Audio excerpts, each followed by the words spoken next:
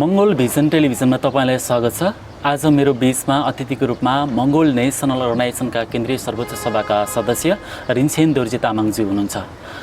उहाँसँग संविधान दिवसको विषयमा म कुराकानी गर्नेछु। यहाँलाई आज कार्यक्रममा स्वागत छ। हजुर, धन्यवाद सर। जय मंगोल।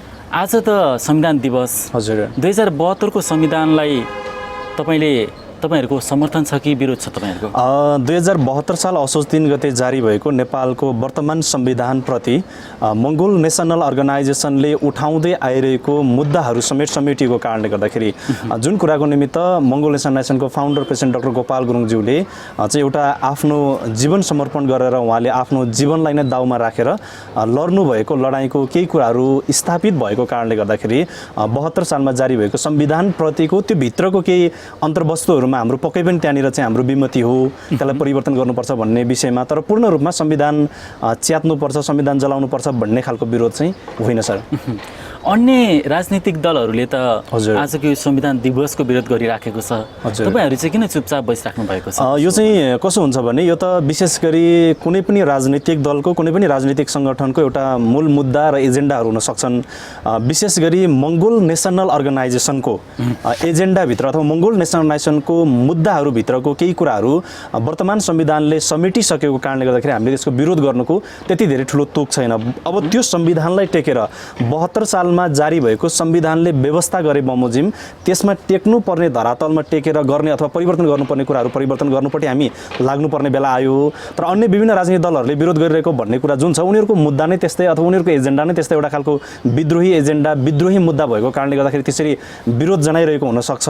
तर खासमा मंगोल नेसनल अर्गनाइजेसनले चाहिँ उक्त संविधानको खुलेर विरोध अथवा त्यो संविधानलाई चाहिँ च्यात्नुपर्छ, संविधानलाई जलाउनुपर्छ नभन्नुको पछाडिको कारण भनेको 2072 सालमा जारी भएको संविधानको भाग 1 को प्रारम्भिक चरणको 1 मा चाहिँ नेपालको कानुन भनेको चाहिँ त्यो चाहिँ सबै नेपालको जनताहरूले मान्नुपर्ने भनेर त्यहाँनिर लेखिएको छ। 2 नम्बर त्यहाँनिर सार्वभौम सत्ता र राजकीय सत्ता भन्ने कुरा उल्लेख गरिएको छ। त्यसैगरी त्यहाँनिर चाहिँ यो नेपाल राष्ट्रभित्रको चाहिँ राष्ट्रहरू अथवा नेपाल भित्रको चाहिँ सबै समुदाय अट्ने एउटा समष्टिगत रूपको राष्ट्रहरू निर्माण हुने कुरा छ। र त्यहाँनिर अर्को अन्तिममा गएर चाहिँ नेपाल राष्ट्रभित्र चाहिँ लोकतन्त्र, धर्मनिरपेक्ष र प्रान्तीय संहिताको कुरालाई उल्लेख गरेको कारणले गर्दाखेरि त्यो कुरा चाहिँ अकाट्य सत्यको रूपमा 72 सालको संविधानले उल्लेख गरेर ल्याएको छ। त्यो कुरा परिवर्तन गर्नको निमित्त जुन त्यो चाहिँ वर्तमान नेपालको संविधानको भाग 1 को प्रारम्भिक चरणमा उल्लेख भएको त्यो 4 वटा जुन बुदाहरू छ, त्यो 4 वटा बुदाहरू भनेको एकदमै अपरिवर्तनीय कुराहरू हुन्। त्यो परिवर्तन गर्नको निमित्त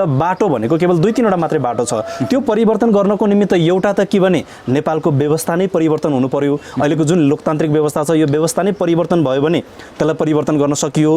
दोस्रो कुरा भनेको नेपाल भित्र चाहिँ एउटा युद्ध घोषणा गरेर नेपाल भित्रको चाहिँ जातीय युद्ध हुन्छ कि विभिन्न किसिमको हिंस्रक युद्धहरू भयो भनेदेखि त्यति बेला चाहिँ वर्तमान सरकारले संकटकाल घोषणा गरेर त्यो परिवर्तन गर्न सक्छ। दोस्रो कुरा र अर्को अन्तिम कुरा भनेको चाहिँ के भने संसारमा अब तेस्रो विश्वयुद्ध हुने भयो भने विश्वयुद्ध लड्नको निमित्त नेपालको संविधान बाधक भएको खण्डमा त्यो युद्धमा होमिनको निमित्त संविधान नै परिवर्तन गर्नु पर्यो भने मात्रै अथवा यो 3 वटा कारण भयो भने मात्रै त्यो उल्लेखित 4 वटा बुदाहरू चाहिँ परिवर्तन गर्न सक्ने अवस्था छ।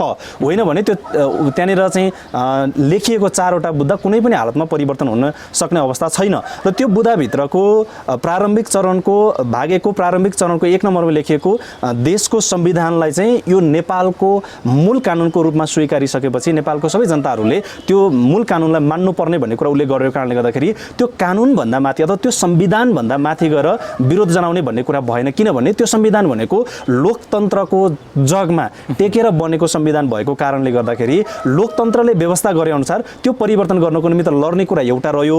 दोस्रो कुरा त्यहाँनिर चाहिँ सार्वभौम सत्ता र राजकीय सत्ता भन्ने कुरा छ। यो चाहिँ एकदमै गहकिलो कुरा, एकदमै गहिरो कुरा र एकदमै गहन कुरा चाहिँ यो हो। नेपालको नेपाली जनताहरूको अथवा यो नेपाल भन्ने देशको सार्वभौम सत्ता र राजकीय सत्ता चाहिँ कसको हातमा हुन्थ्यो त भन्दाखेरि हिजो पञ्चायत रहने बेलामा, हिजो राजा राजतन्त्र रहने बेलामा हिजोसम्म चाहिँ नेपालको सार्वभौम सत्ता र राजकीय सत्ता चाहिँ राजाहरूको पहुँचमा अथवा चाहिँ एउटा चाहिँ राजाको छोरा अथवा रानीको गर्भबाटै जन्मिएको राजकुमारमाथि चाहिँ त्यो सम्पूर्ण अधिकार निहित भएर जाने अवस्था थियो। यसको निमित्त डाक्टर गोपाल गुरुङज्यूले अथवा मंगोल नेसनल अर्गनाइजेसनले यसको निमित्त लड्दै आयो।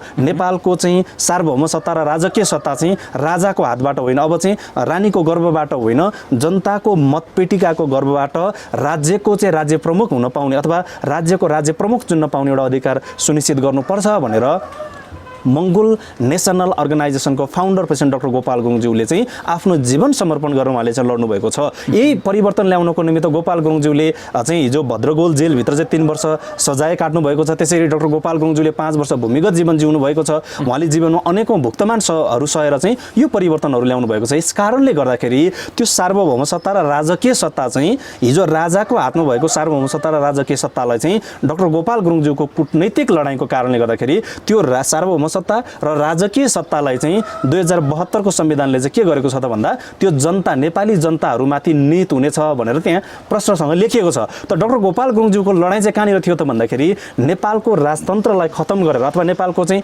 जन्मदै राजकुमार अथवा राजा भएर जन्मिने एउटा व्यवस्थालाई खारेज गरेर जनताको छोरा अथवा जनताको छोरी चाहिँ राष्ट्रपति हुन पाउने एउटा चाहिँ प्रावधान अथवा एउटा खालको चाहिँ राष्ट्रपति हुनु पाउने एउटा चाहिँ कानुन ल्याउनु पर्छ भन्ने त डाक्टर गोपाल गुरुङज्यूको चाहिँ लडाइँ थियो। यसकारणले गर्दाखेरि त्यो सार्वभौम सत्ता र राजकीय सत्ता चाहिँ जनतामा निहित हुने एउटा चाहिँ व्यवस्था ल्याइसकेको कारणले गर्दाखेरि पनि त्यो संविधानलाई विरोध गरेर संविधान जलाउने भन्ने कुरा रहेन।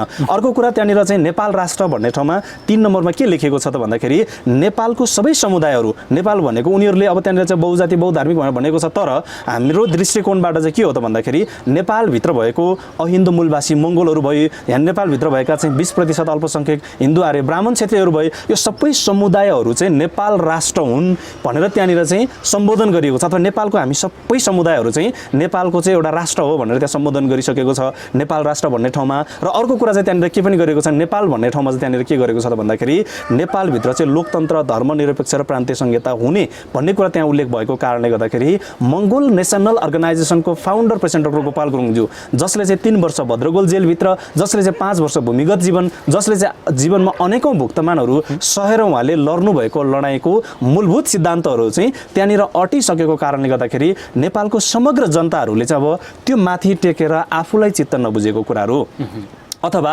आफ्नो पुरा नभएका अधिकारहरू, आफूले पाउनुपर्ने चाहिँ ह्युमन राइट्सका कुराहरू चाहिँ त्यो 4वटा बुदामा टेकेर त्यो स्थापित गर्नको निमित्त अब अर्को आन्दोलनको कुराहरू हुनसक्छ, त्यहाँनिर वैचारिक आन्दोलनको कुराहरू हुनसक्छ, त्यहाँनिर सशक्त आन्दोलनको कुराहरू हुनसक्छ। यस कारणले गर्दाखेरि त्यो परिवर्तनको निमित्त चाहिँ त्यहाँबाट लड्न सकिन्छ। र नेपालको अहिलेको वर्तमान संविधानभित्र चाहिँ समेटिएको नेपालको झन्डाको कुरा छ, विक्रम सम्वत अथवा नेपालको राष्ट्रिय सम्वतको कुराहरू छ, त्यहाँनिर भाषाको कुराहरू होला, त्यहाँनिर पोसाकको कुराहरू होला, त्यहाँनिर चाहिँ राष्ट्रिय जनावरको कुराहरू होला। त्यो सबै कुराहरू चाहिँ यो संविधानलाई नै टेकेर 2/3 बहुमतबाट परिवर्तन गर्न सकिने एउटा बाटो खुल्ला छ। त्यो परिवर्तन ल्याउनको निमित्त चाहिँ लोकतान्त्रिक व्यवस्था अनुसार निर्वाचन प्रक्रियामा भाग लिएर गएर 2/3 बहुमतले त्यसलाई चाहिँ हामीले फ्याँक्न सक्छौँ अथवा त्यसलाई परिवर्तन गर्दै लान सक्छौँ। तर मैले अघि उल्लेख गरेको जुन 4वटा महत्त्वपूर्ण बुदाहरू छ, नेपालको वर्तमान संविधानले अथवा नेपालको अहिलेको संविधानलाई देशको मूल कानुन मान्नुपर्ने एउटा कुरा, नेपालको सार्वभौम सत्ता र राजकीय सत्ताको कुरा, राष्ट्र भनेको त्यहाँभित्र चाहिँ उनीहरूले गरेको त्यहाँको विश्लेषणभित्रको नेपालको सबै समुदायहरू भनेको चाहिँ नेपाल राष्ट्र हुन् भन्ने कुरा, र त्यहाँनिर नेपाल राष्ट्र भन्ने ठाउँमा त्यहाँनिर लेखेको लोकतन्त्र, धर्मनिरपेक्ष प्रान्तीय संहिताको जुन यो 4वटा कुराहरू छ, यो कुरा चाहिँ अहिले नेपालमा संसदमा भएका जति चाहिँ त्यहाँको सांसदहरू छन् त्यो सांसदको 2/3 बहुमतले पनि यसलाई चाहिँ परिवर्तन गर्न सक्दैन। यसलाई परिवर्तन गर्नको निमित्त अहिलेको जुन एक खालको प्रेसर गइरहेको छ नि, अहिले संविधान जलाउने, संविधानले हाम्रो कुरा एड्रेस गरेन, संविधानले हाम्रो कुरा सम्बोधन गर्न भन्ने जुन कुराहरू आइरहेको छ, यो परिवर्तन गर्नको निमित्त यो अहिलेको 2/3 बहुमतले पनि यो 4वटा कुरालाई परिवर्तन गर्न सक्दैन। यो परिवर्तन गर्नको निमित्त के गर्नु पर्यो त भने मैले अघि भनिहालेँ कि पनि देशभर एउटा खालको आन्दोलन उठेर चाहिँ व्यवस्था परिवर्तन गर्नु पर्यो। अर्को भनेको देशमा चाहिँ गृहयुद्ध निम्ताएर सङ्कटकाल घोषणा गरेर वर्तमान संविधानलाई नै त्यसलाई चाहिँ अब बगाएर अर्को चाहिँ संविधान ल्याउने कुरा पर्यो। र अर्को भनेको तेस्रो विश्वयुद्ध भएको खण्डमा नेपालले चाहिँ नेपालको संविधानले चाहिँ विश्वयुद्धमा होमिन नदिने भएको कारणले गर्दाखेरि यो संविधान नै परिमार्जित गरेर विश्वयुद्धमा जानुपर्छ भनेर परिवर्तन गर्नु परेको खण्डमा मात्रै यो अहिलेको संविधानको त्यो 4वटा कुरा चाहिँ परिवर्तन हुन सक्छ। यदि त्यो होइन भनेदेखि 2/3 बहुमत अहिलेको जुन एउटा खालको आन्दोलन उठिरहेको छ त्यो परिवर्तन गर्नु पर्यो, संशोधन गर्नु पर्यो, यो चाहिँ पुनर्लेखन गर्नु पर्यो। यो सबै कुराको निमित्त वर्तमान नेपालमा भएको जति सांसदहरू छ त्यो सांसदको 2/3 बहुमतले पनि यो कुरालाई चाहिँ परिवर्तन गर्न सक्दैन, यो 4वटा कुरालाई। र यो 4वटा कुरा भनेको अकाट्य सत्यको रूपमा अहिलेको संविधानले त्यसलाई व्याख्या गरेको छ।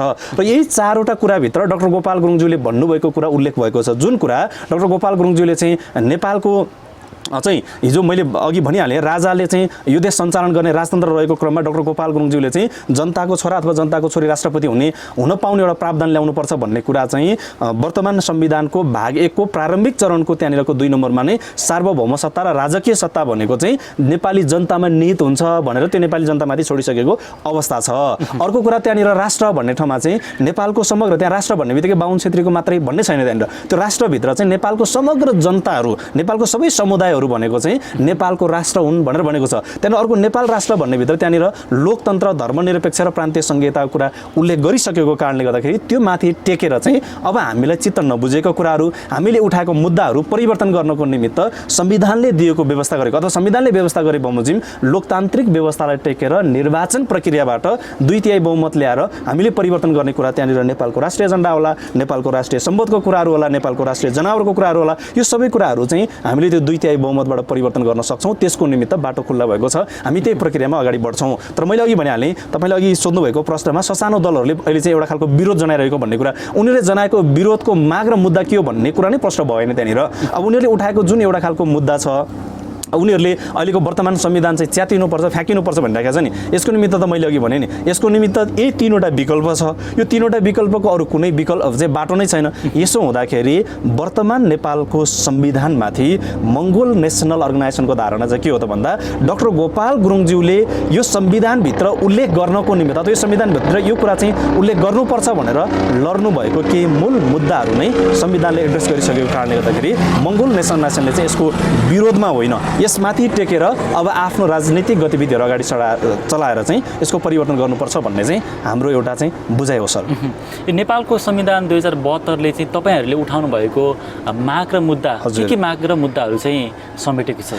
मङ्गोल नेसनल अर्गनाइजेसनले 2072 सालमा जारी भएको संविधानभन्दा पहिल्यै पनि नेपालमा 2064 सालमा पहिलो संविधान सभाको निर्वाचन 2070 सालमा दोस्रो संविधान सभाको निर्वाचन भइसकेपछि 2072 सालमा चाहिँ नेपालले एउटा नयाँ संविधान पाएको स्थिति हो।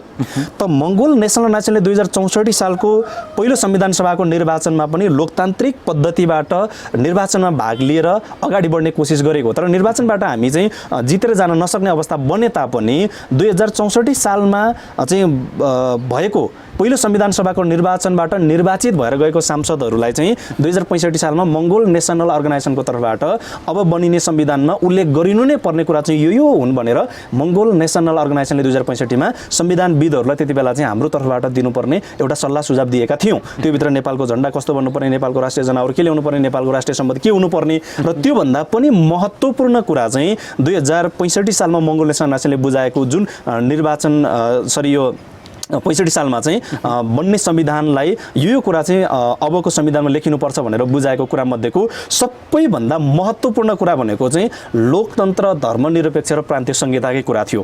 यो लोकतन्त्र धर्मनिरपेक्ष र प्रान्तीय संहिता भन्ने कुरा यो कसैको पनि माग मुद्दा होइन। यो मुद्दा भनेको मङ्गोल नेसनल अर्गनाइजेसनको फाउन्डर प्रेसिडेन्ट डाक्टर गोपाल गुरुङज्यूले 3 वर्ष भद्रगोल जेल 5 वर्ष भूमिगत जीवन र जीवनमा अनेकौं भुक्तमान सहेर उठाउनु भएको मूल मुद्दा चाहिँ लोकतन्त्र धर्मनिरपेक्ष र प्रान्तीय संहिता हो। यो 3वटा कुरालाई चाहिँ संविधानमा उनीहरूले जोडेर ल्याएको छ।